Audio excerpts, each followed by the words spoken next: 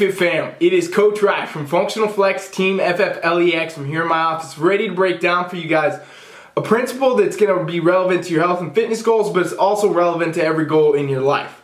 And you see, here's the thing. A lot of people ask me all the time, hey, Coach Rye, how do I stay with something? How do I stay consistent? How do I stay motivated?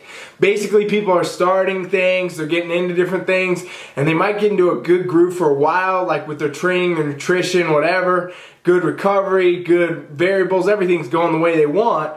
But in the long haul, they just can't maintain it. They just can't sustain it, and then they end up falling off, starting back at square one, oftentimes worse off, and having to reassess and reestablish, and a lot of times you can't even get back into that same groove. So why does this happen in the first place, and what are we actually talking about is the idea that really, from the start, your plan was set for failure, okay? And this means that like a lot of times people will go way too hard in one direction, right? So let's take someone who hasn't done any exercise, any dieting, any training whatsoever, overweight, want to lose 40, 50 pounds, whatever, it doesn't matter.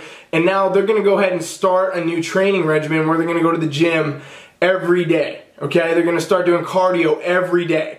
They're going to start tracking their calories and eating a meal plan or something that's way too low and they're not used to it. And then they got to start to sleep better, and they got to learn how to do this, and they got to learn how to do that, and how to drink enough water, and what supplements to take. It becomes too much, right? And too much initially can be handled, right? You can handle too much for a certain amount of time.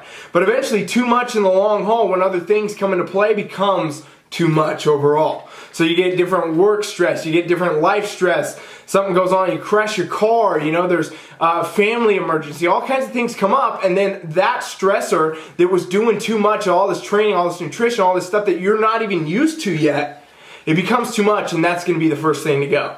So when everyday life stress comes into your health and fitness goal stress that you have, it becomes too much and it's game over. So the best way to do this, right, is wherever you are and anything you want to attain, whether it be weight loss, fat loss, you want to go compete, you want to be a high performance athlete, you want to build muscle, build strength, you need to start with one variable at a time, right? You build a great wall with one brick at a time. You don't take 100 bricks and try to pile them up in a single day, because that's not going to produce the best result. If you lay one brick at a time, as good as it can possibly be laid, then you're going to win in the end of that. So what you really want to do and what you need to focus on is actually doing it one simple step at a time. And this is what I do with most people, most clients, especially people that are beginners, haven't got their stride, or they want to jump into a new venture like training for a sport or doing competition or, you know, whatever it is. I'm going to start them off one piece at a time. So I'm going to get to know this person, figure out who they are, what they're doing, see where they're at, see what they need to focus on, and what's going to give them the most bang for their buck to kind of hit in the beginning. So let's take again somebody who wants to lose 40, 50 pounds, they're overweight, they're not working out, they're not going to the gym, they're not paying attention to water, they're not doing anything with supplements, they're not following a nutrition plan, they have no idea what they're doing, right? Let's take that person. What I would consider the most bang for their buck right out the gate is going to be their nutrition. So that would be the first thing I would have that person do. Okay, let's figure out your nutrition. Are we going to do a meal plan? Are we going to do macros? Should we do flexible dieting? What's going to work best for you and your lifestyle? And by this time, I already know this person well enough to know what to do. So we're going to jump into some form of a nutrition plan right out the gate.